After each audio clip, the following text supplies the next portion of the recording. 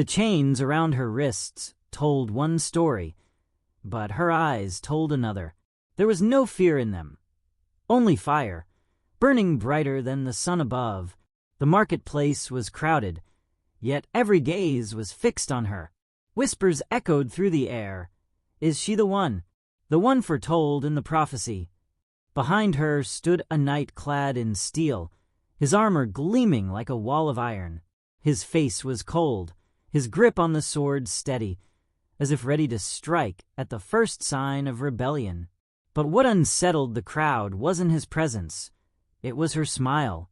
Who dares to smile while bound in chains? This was no ordinary prisoner. This was the spark of something far greater, something the Empire feared. The weight of iron shackles could bind her body, but her spirit, untouched, defiant, unbroken. This wasn't just an arrest. It was the opening act of a war between power and freedom. On one side, an empire with endless armies. On the other, a single soul unwilling to bow.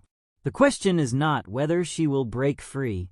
The question is whether the world is ready for the fire she carries.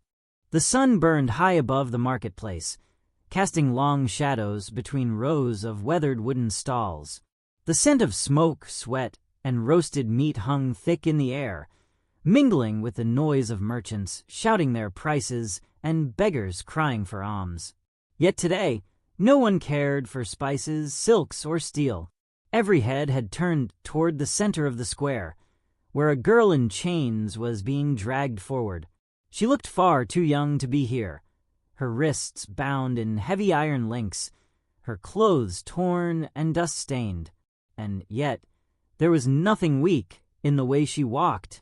Though the chains rattled with every step, her back remained straight, her chin lifted, her eyes defiant. The crowd murmured among themselves, some spitting curses, others whispering in awe. It was as if half the city had come to see her fall. Behind her, the knight moved like a shadow of steel. His armor, polished yet scarred from battles long past, reflected the harsh light of the sun. He was faceless beneath his visor, but his presence spoke louder than words. The Empire had chosen him for this task, not because he was merciful, but because he was unyielding. The chain in his hand clinked as he pulled it taut, reminding everyone, who was in control. But control was an illusion. Even bound, the girl carried herself as though the world itself had no claim over her. A faint smile curled across her lips, small but undeniable. It wasn't the smile of surrender. It was the smile of someone who knew a secret, someone who carried fire in her veins while the rest of the world stumbled in darkness. A man from the crowd shouted, "Burn the witch before she curses us all." His voice cracked with fear more than anger.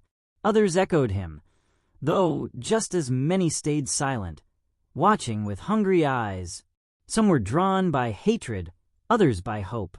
All felt the tension that pulsed through the air like a storm about to break. The knight halted in the center of the square, forcing her to her knees. Dust rose where she landed, coating her bronze skin in a thin veil of earth. He raised his voice so that all could hear. By the decree of His Majesty, this girl is bound in chains for treason, sorcery, and rebellion against the crown. She stands accused of conspiring with enemies of the realm, and her fate shall serve as a warning to all. The words echoed across the square, but she laughed softly, not loudly, not madly, just enough for the knight to stiffen. Her laugh was a blade cutting through silence, sharper than any sword. "Your king is afraid," she said, her voice steady despite the chains. "Afraid of a girl he cannot break. Afraid of the truth he cannot silence." Gasps rippled through the crowd. The knight's gauntlet hand shot forward, striking her across the face with a metallic crack. The crowd flinched, but she did not fall. A red mark blossomed on her cheek, yet her smile remained, her eyes never leaving the visor that concealed his. The knight leaned close, his voice low enough for only her to hear. Keep your tongue, girl, or I will cut it out before the hour is done." She met his threat with calm defiance. "Cut it out, and still my silence will speak louder than your king's throne." The knight's grip on the chain tightened. For the first time, doubt flickered behind his armor.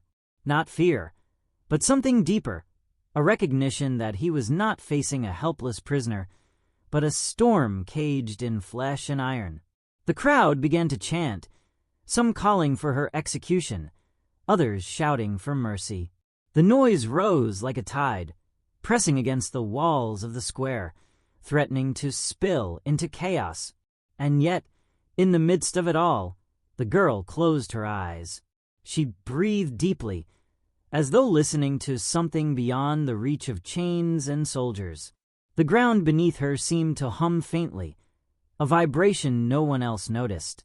Her smile widened, because she knew chains could bind her hands, but not the fire waiting to be unleashed. And when that fire came, the empire would burn. The square had become a cauldron, boiling with voices. The crowd's divided chants clashed in the air.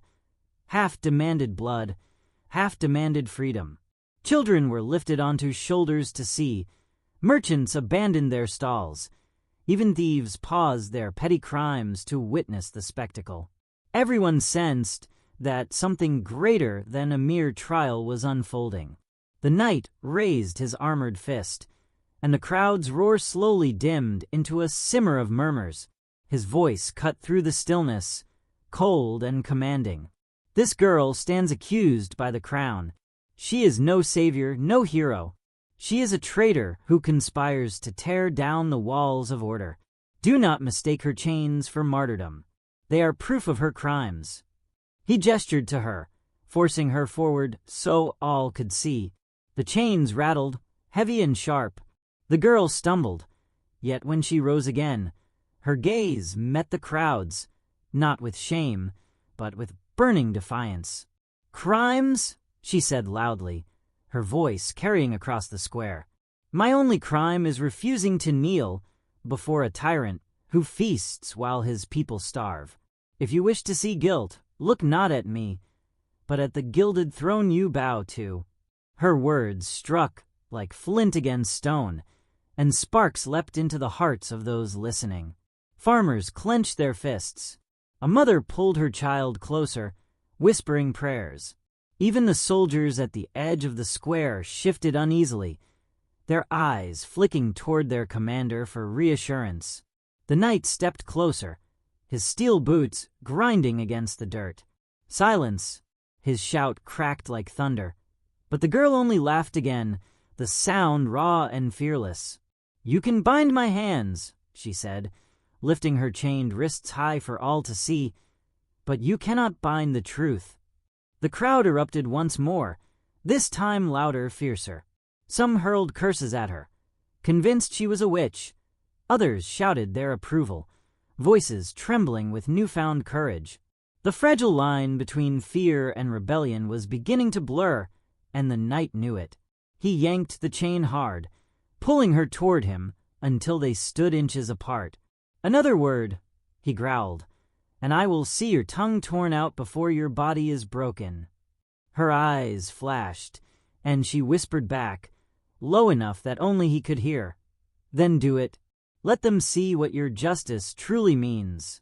The knight froze, for he knew she was right. One brutal act before the eyes of hundreds, and the square would ignite into chaos. The people's hatred would not be quenched, it would be sharpened. He had been sent to deliver order, not to spark rebellion.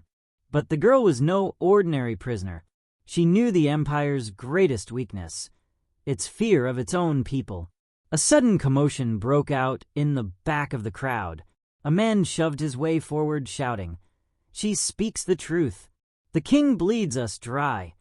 Others joined in, voices rising like a wave. The soldiers at the square's edge tensed, spears lowering slightly as the tide of people pressed closer. The knight turned, barking orders, but the crowd was no longer listening. The girl raised her voice above the din. "Look around you. You are many, and they are few. Your chains are not of iron, but of fear. Break them, and no crown can rule you." The square trembled with the weight of her words. The knight acted swiftly. With one brutal motion, he shoved her to her knees and slammed the tip of his sword into the dirt beside her neck. Dust rose in a cloud, and the crowd fell into a shocked hush. "Enough," he thundered. "The king's judgment will not be mocked. This ends now." But as he spoke, he noticed her eyes closed once more, her lips moving silently. A whisper, a prayer, or perhaps something far more dangerous. The ground beneath them hummed, faint but undeniable. A tremor rippled through the dust, subtle enough that the crowd thought it their imagination, but the knight felt it. His hand tightened on the hilt of his blade, suddenly uncertain. The girl opened her eyes, and this time the fire within them was no metaphor. For an instant, a faint glow flickered, as though embers danced in the depths of her gaze. The knight recoiled, just a fraction, but the crowd noticed, and their whispers turned to shouts. "She has the gift," someone cried. "The prophecy," another gasped. "She cannot be killed." Panic spread through the square. Some dropped to their knees in awe, others fled in terror. But many, many stayed, their fear transmuting into something the Empire feared most of all: hope. The knight stood frozen, sword trembling, caught between duty and dread. The girl, still kneeling in chains, lifted her face to the sky and whispered, "The fire is awake." And with that, the first sparks of rebellion ignited. The hum in the earth grew stronger. What began as a faint tremor now rippled beneath the cobblestones, rattling through boots and stalls alike. The people gasped as mugs toppled, baskets slid, and the wooden beams of market stalls creaked. The knight's grip on his sword faltered for a breath, though he quickly steadied it. His voice rang out, sharp as iron. "Hold your ground. She is nothing but a witch, tricks and lies to poison your minds." But even as he shouted, he knew his words had lost their weight. The crowd's eyes were not on him. They were on the girl. Her chains clinked as she slowly rose from her knees, her shoulders squared, her chin lifted once more. Though the iron links still bound her wrists, they glowed faintly, pulsing like heated metal. The knight's eyes narrowed. The heat shimmered against his armor. "You feel it too, don't you?" she whispered, loud enough for him alone. "The fire, the truth. The world shifts, and no sword can stop it." He raised his blade, aiming the tip at her throat, but hesitation flickered in his movements. He had slain men and monsters alike, without faltering, yet this girl, bound, unarmed, made him question. From the crowd, a stone flew. It clattered harmlessly against his armor, but it was enough. The knight's visor snapped toward the mob. "Who dares?" The answer was not in words, but in action. More stones followed, then rotten fruit, then fists shaken in defiance. A chant began to rise, ragged but growing. "Freedom! Freedom! Freedom!" The knight barked orders to his soldiers at the edges of the square. Spears lowered, shields locked into formation, but hesitation lingered even in the ranks. Many of those soldiers were farmers' sons, millers' nephews, the very people now shouting for liberty. The girl seized the moment. She raised her bound hands high, her voice clear as a bell. "Do you see? They fear your voices more than my fire. They fear the day you remember your strength." Her words cut through the chaos, and the chains around her wrists glowed brighter. The knight stepped back, eyes wide, as sparks flickered from the metal. "Stop this!" he roared, thrusting his sword forward. But before it could strike, the ground itself answered her. With a deafening crack, the cobblestones split beneath her knees. Dust and stone burst upward, forcing the knight to stumble back. The people screamed, some in terror, others in exhilaration, as firelight flared from the fissure. The girl's chains shattered with a ringing cry. shards of molten iron scattering across the square. For the first time, her arms were free. The knight steadied himself, heart pounding beneath his armor. His voice, though shaken, did not waver. Witchcraft, sorcery, you damn yourself with every breath. But the girl turned, the broken chains still dangling from her wrists like trophies. Her eyes burned with living flame now, unmistakable, undeniable. "You call it sorcery," she said, her voice low but carrying. "I call it truth. I call it freedom." The crowd roared, the chant for freedom now deafening. Soldiers faltered, their formation breaking as men looked to one another with doubt in their eyes. The knight charged. His sword swept in a gleaming arc, meant to silence her, before the crowd fully broke into rebellion. But as steel neared her, the air shimmered and fire erupted. The blade struck flame instead of flesh. Sparks flew as heat surged through the metal, forcing the knight to recoil with a curse. His gauntlet smoked, the leather beneath searing against his skin. The girl did not strike him, though she could have. She only stepped forward, the fire coiling around her like a living serpent. The chains at her ankles cracked, glowing before falling away into dust. She stood unbound. For a heartbeat, silence gripped the square. All eyes were on her, this once helpless prisoner now blazing with the strength of something greater than human. And then the silence broke, not with screams of fear, but with cries of triumph. "Prophecy!" someone shouted. "The Flameborn!" another cried. "She is the one." The knight's breath echoed inside his helm.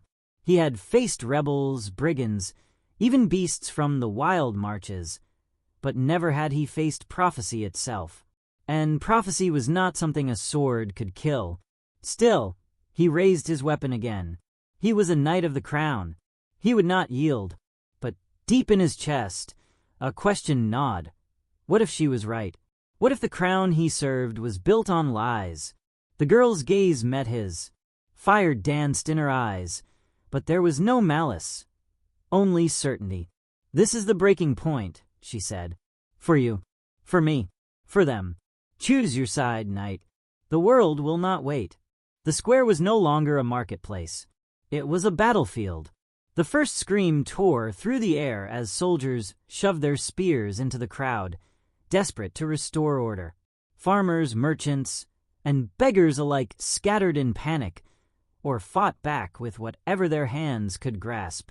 Stones, knives, and even wooden stools were hurled toward the armored line. The clash rang with the sound of steel against flesh, of shields hammered by fists and fury. The knight pushed forward, cutting through the tide of bodies. His armor shone, a beacon of command amidst the chaos, and yet even he could not silence the storm. "Hold formation!" he roared to his men. "Do not break!" But the line had already fractured. Soldiers turned, their eyes full of uncertainty as the crowd surged against them. And at the center of it all, the girl stood unbound, fire curling around her like a crown of living flame. Every step she took left the earth scorched, her presence parting the chaos as though the storm itself bent to her will. People fell to their knees, calling her savior, while others pressed forward, ready to fight at her side. The knight forced his way through the mob until he stood before her once more. His blade, though scorched, was raised. His visor reflected her firelit form. "This ends now," he growled. The girl's eyes locked onto his, unflinching. "No, knight. This begins now." She raised her hand, and the flames obeyed. A surge of fire leapt toward him, curling like a serpent of molten light. The knight braced, raising his shield. The blaze struck, engulfing the metal in searing heat, but his arm held steady. With a cry, he shoved forward, the shield glowing red from the impact. Their clash was a storm of fire and steel. He swung his blade in wide arcs, forcing her back step by step, while she answered with bursts of flame that scorched the ground and cracked the air with heat. Sparks rained as sword and fire collided, neither yielding, both refusing to fall. Around them, the square descended into war. Villagers fought soldiers with raw desperation, driven by the spark she had lit in their hearts. The knight's men faltered, caught between their duty to the crown and the growing fire of rebellion. The girl spun, her fire lashing outward in a sweeping arc. A line of flame ignited across the cobblestones, forcing the knight to retreat. Yet even as she pressed forward, her breath came faster, her movements slowing. The fire was not endless. It consumed her as much as it consumed the world. He saw her weakness and lunged, his blade piercing through the fire's veil. The steel kissed her shoulder, drawing blood. She staggered, clutching the wound, the fire around her dimming for a heartbeat. The knight advanced, his voice hard. Power without control is ruin. You are not a savior. You are a weapon, and weapons are forged to serve. Her hand pressed to her bleeding shoulder, but her smile returned, faint and fierce. No, weapons are forged to break. She thrust both hands forward, and fire exploded outward in a torrent. The knight was thrown back, his shield shattering under the force. He crashed to the ground, armor blackened, his sword skittering across the stone. The crowd erupted in cries of triumph. Farmers surged forward, striking at the disarmed soldiers. A banner of the crown was torn down, trampled into the dust. Hope burned hotter than any flame. The girl staggered, her chest heaving, her fire flickering but alive. She reached down, snatching the knight's fallen sword.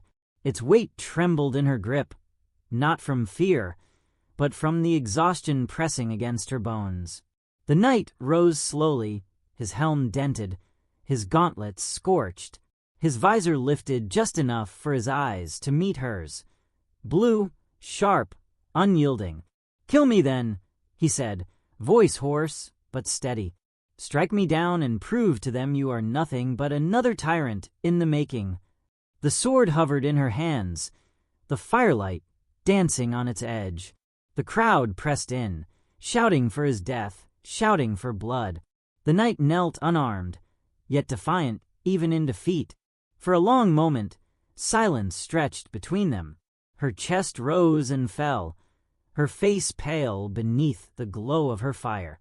The blade quivered, inches from his throat, and then she lowered it. The fire dimmed, retreating into embers. Her voice carried over the crowd, clear and unwavering.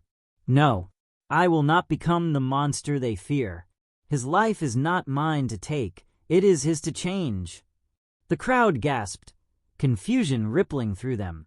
The knight stared at her, breath ragged, his world upended by the mercy he had not expected. And in that instant, the rebellion was no longer about fear or prophecy. It was about choice. The girl turned, lifting the blade high. "This is not the king's weapon. This is ours. This is freedom." The people roared, their voices shaking the walls of the square. The knight remained on his knees, the weight of doubt pressing heavier than any chain. The fire had been unleashed, and there was no turning back. Smoke curled above the square, blotting out the once bright sun. The marketplace, once filled with laughter, bargaining, and the bustle of daily life, was now scorched and broken. Stalls burned in heaps of ash, cobblestones cracked and blackened, bodies strewn across the dirt. The cries of the wounded mingled with the chants of the victorious, a strange symphony of agony and triumph. And in the center of it all stood the girl. Her fire had dimmed, but the light within her eyes had not. The broken chains still hung from her wrists, glowing faintly like relics of another world. Around her, the people gathered, some bloodied, some trembling, all gazing at her as though she were not flesh and bone, but the embodiment of something greater. "The prophecy," an old woman whispered, clutching a rosary of wood. "She is the Flameborn." The words spread like wildfire, carried from mouth to mouth. until the whole square echoed with it. Flameborn! Flameborn! Flameborn! The knight sat among the wreckage, helm cast aside, sweat and soot streaking his face. His sword was gone, his shield shattered, his certainty broken. He had served the crown his entire life, believing its laws were unshakable, its rule divinely chosen. But what he had seen could not be undone. No decree, no order, no oath could erase the fire that had consumed his doubt. His gaze lifted to her, and for the first time, he did not see an enemy. He saw a choice. The girl turned, her voice carrying over the square. "You have seen the truth. The king's chains cannot hold us. Today we rise, not as slaves, not as beggars, not as cowards, but as free people. This city belongs to us." The roar that followed shook the stones beneath their feet. Farmers dropped their tools of labor and raised them as weapons. Mothers clutched their children with tears in their eyes, not of sorrow, but of hope. Even the wounded raised their fists, swearing their blood was not spilled in vain. But hope was fragile, and she knew it. Fire could light the night, but it could also burn uncontrolled, devouring everything in its path. She raised her hand, and the square fell into silence once more. "This victory is not the end," she said. "It is the beginning. The crown will come for us. Their armies will march. Their blades will hunger for our blood. But let them come. For every chain they forge, we will break it. For every torch they raise, we will light a fire greater still." The crowd thundered with agreement. Yet beneath their cries, she felt the weight of what lay ahead. Empires did not crumble in a single night. The true war had not yet begun. Her gaze fell on the knight, still kneeling among the ruins. His blue eyes met hers, steady despite his defeat. She stepped toward him, the firelight flickering across his soot-streaked face. "You are their sword," she said softly, so only he could hear. "But even a sword can choose where to strike."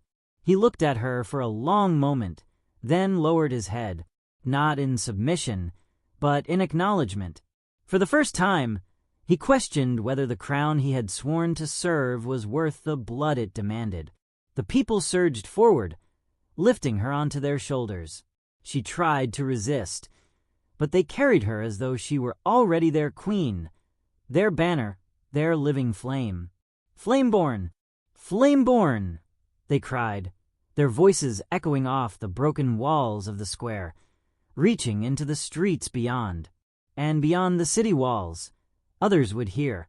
Rumors would spread like smoke on the wind, of a girl who broke her chains, who faced the night of the crown and did not bow, who lit the first fire of rebellion.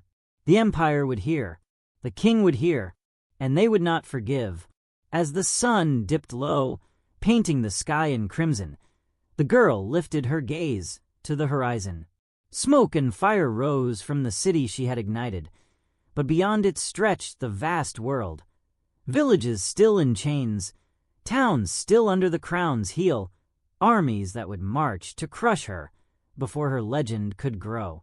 Her lips curved into a faint smile. "Let them come," she whispered to herself. "The fire has only just begun."